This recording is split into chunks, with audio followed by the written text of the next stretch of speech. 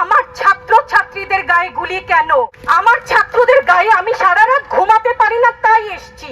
আপনারা আমাদের মুখ বন্ধ করতে পারবেন না। আমরা জন্মেছি একবার, মরবো একবার। ভয় দেখাবেন না। ছাত্র ছাত্রীদের উপর জুলুম বন্ধ না করলে পরিণতি ইতিহাস বলে দেয় কারোর জন্য ভালো হয় না। আসসালামু আলাইকুম। এইমাত্র পাওয়া সংবাদ। এতক্ষণ শিরোনাম দেখেছেন, এখন বিস্তারিত বলবো। জাতীয় বিশ্ববিদ্যালয়ের একজন শিক্ষিকা, যিনি ছাত্রছাত্রীদের শিক্ষক অর্থাৎ মাস্টার, সেই শিক্ষিকা তিনি বলেছেন, আমার শিক্ষার্থীদের উপরে গুলি কেন? আমি যাদেরকে এত ভালোবাসি বা এত স্নেহ করি, সেই ছাত্রছাত্রীদের উপরে কেন এইভাবে গুলি করা হলো? কেন পুলিশ এভাবে গুলি করলো?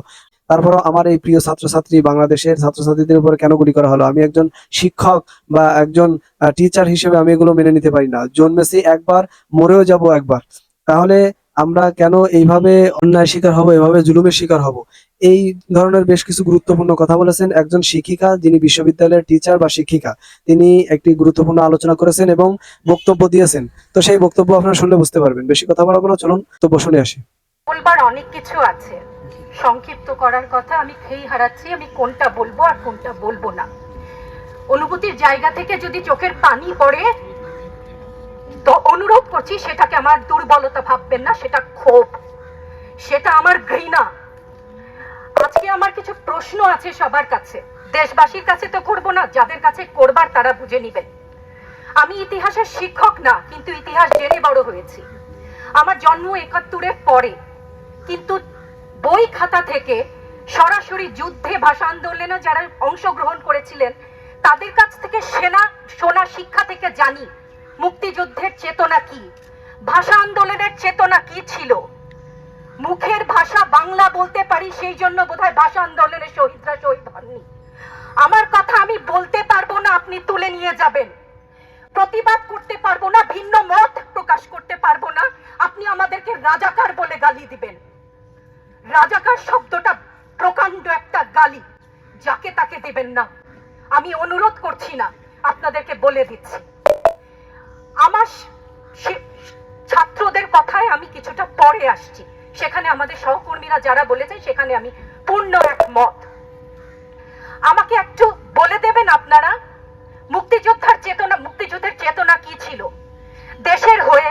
আপনারা বলবেন যে যারা শুধুমাত্র আমার বাবা মুক্তিযোদ্ধা ছিলেন তাই আমার অধিকার প্রাপ্য অনেক কিছু, সেখানে পূর্ণ সহমত।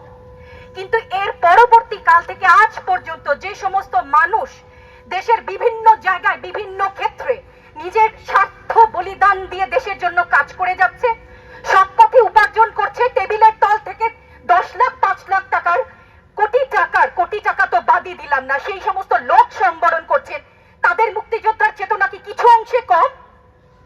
সেই প্রতিবাদ করলে আপনি আমাদেরকে বলবেন রাজাকার। রাজাকারের বাচ্চা, এটা প্রকাণ্ড গালি, যত্রতত্র দেবেন না। আর আমার ছাত্র ছাত্রীদের গায়ে গুলি কেন?